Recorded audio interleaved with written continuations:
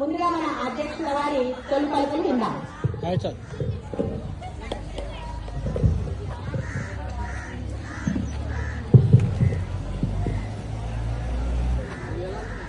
ఇక్కడ చూడండి నాన్న, నా వైపు చూడండి. ఇప్పుడుగా మన ఈరోజు ఒక పండుగ వాతావరణం ఉంది మన స్కూల్లో.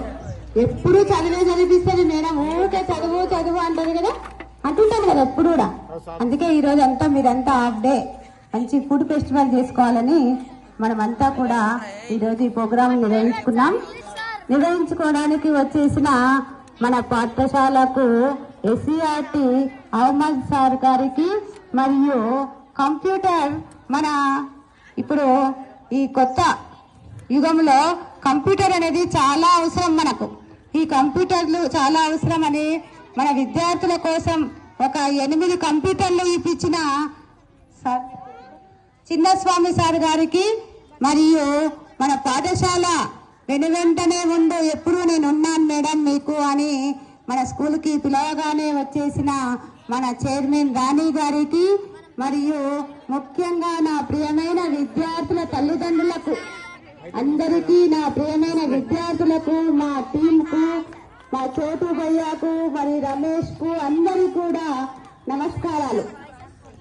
అయితే ఈ ప్రోగ్రాం మనము ఈరోజు పీటీఎం అంటే పేరెంట్ టీచర్స్ మీటింగ్, దాంట్లో భాగంగానే మనం ఇక్కడ ఫుడ్ ఫెస్టివల్ అంటే వివిధ రకాల ఫుడ్ అనేది మన స్కూల్లో ఇన్వైట్ చేసినట్లయితే ఆ పిల్లలకు పౌష్టికాహార విలువలు అంటే ఆకుకూరలు తినడం వల్ల ఏమవుతుంది, నువ్వుల లడ్డూలు తినడం వల్ల ఏమవుతుంది, జొన్న రొట్టె తినడం వల్ల ఏమవుతుంది, చికెన్ తినడం వల్ల ఎలాంటి పౌష్టికాహారాలు వస్తాయి, చికెన్ ఒక్కటే కాదు వెజిటేరియన్ లో కూడా చాలా పౌష్టికాహార విలువలు ఉన్నాయని తెలుసుకోవడం కోసం ఈ రోజు మనం ఫుడ్ ఫెస్టివల్ నిర్వహించుకుంటున్నాం మన పాఠశాలలో.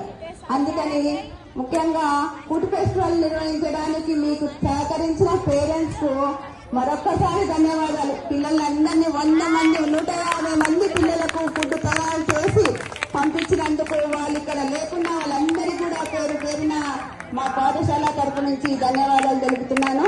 మా పాఠశాలకు నేను పిలవగానే వచ్చేసిన కొంతమంది పేరెంట్స్ వచ్చారు, వాళ్ళందరికీ కూడా మరొక్కసారి స్వాగతం సుస్వాగతం. ఈ తదుపరి కార్యక్రమాన్ని సుశీల మేడం నిర్వహిస్తారని కోరుతున్నాను. Thank you madam. ఈ అకాడమిక్ ఇయర్ మన పాఠశాలలో మనం జరుపుకున్నటువంటి అనేక కార్యక్రమాలు ఉన్నాయి. ముందు మన తల్లిదండ్రులకు తెలియజేయాల్సిన అవసరం ఎంతైనా ఉంది. ఈ అకాడమిక్ ఇయర్ లో మేడం గారు వచ్చిన తర్వాత